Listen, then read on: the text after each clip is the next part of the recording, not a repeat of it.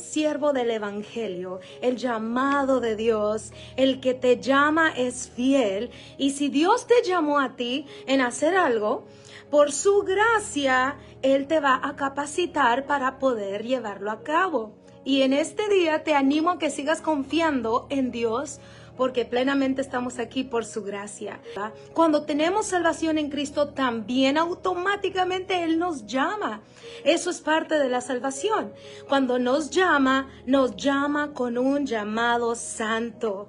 Y no se basa en nuestras obras, no es en nuestra capacidad, ni en nuestra educación, ni en nuestras conexiones sociales. Se basa en su propósito y gracia. Recuerda una cosa tan esencial. La gracia de Dios empieza cuando tu capacidad termina.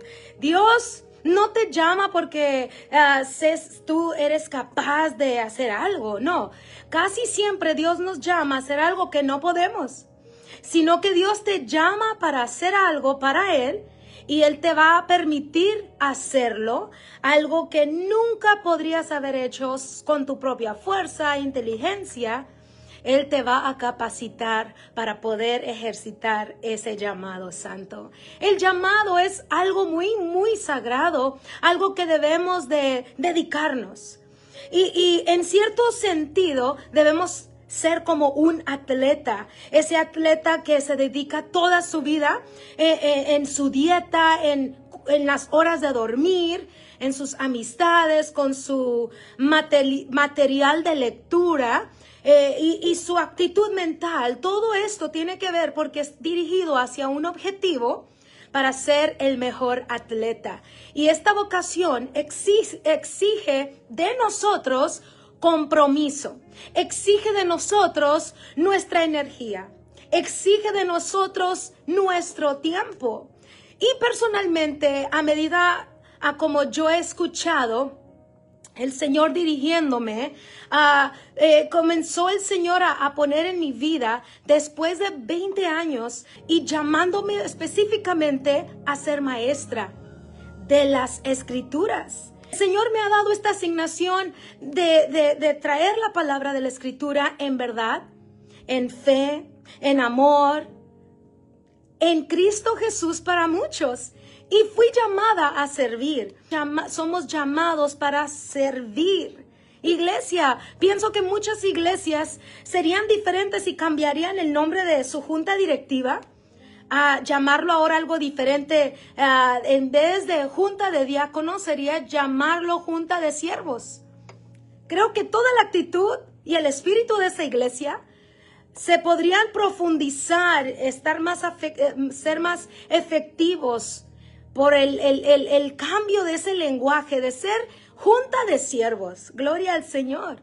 Y me gustaría ilustrar Colosenses 1:23. Dice allí: si en verdad permanecéis fundados y firmes en la fe, y sin moveros de la esperanza del evangelio que habéis oído, el cual se predica en toda la creación que está debajo del cielo, de lo cual yo, Pablo, fui hecho ministro. Aquí Pablo se ha convertido en un siervo del evangelio.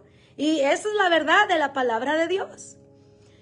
Dice el versículo 24, ahora me gozo en lo que padezco por vosotros y cumplo en mi carne lo que falta de las aflicciones de Cristo por su cuerpo, que es la iglesia, de la cual fui hecho ministro, según la administración de Dios que me fue dada para con vosotros, para que anuncie cumplidamente la palabra de Dios. Pablo dice, me he hecho siervo. Se refiere ahora, fue siervo de la palabra y fue siervo de la iglesia. Pablo era doblemente siervo. Primero, sirvió predicando el evangelio de la palabra de Dios. Segundo, era siervo de la iglesia, del pueblo de Dios.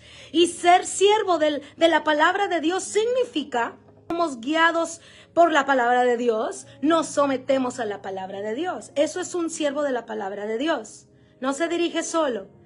No le decimos a Dios lo que debería de haber estado escrito en la palabra. Dios nos dice a nosotros qué hacer, cómo hacerlo. Y la base de ser siervos de la palabra, también somos llamados para ser siervos del pueblo de Dios, servir al pueblo de Dios. Pero es fundamental que mantengamos estos dos principios en el orden correcto. Primero, debemos ser siervos de la palabra. Segundo, siervos del pueblo de Dios. Si nos convertimos en siervos del pueblo en lugar de la palabra de Dios, nos vamos a meter en tremendo lío, en tremendo problema. Y hay un ejemplo muy claro en la Biblia con estos dos hermanos, Moisés y Aarón. Moisés se apegó y se propuso en estar parado en la palabra. Y cuando Moisés estaba ausente, dice la Biblia que Aarón se convirtió en el siervo de su pueblo. Aarón, el pueblo le dijo que hiciera.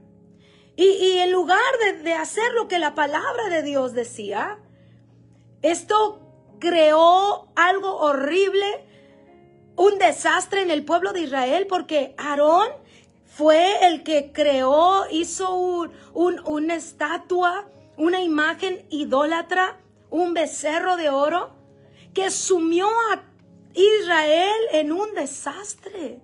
¿Ves?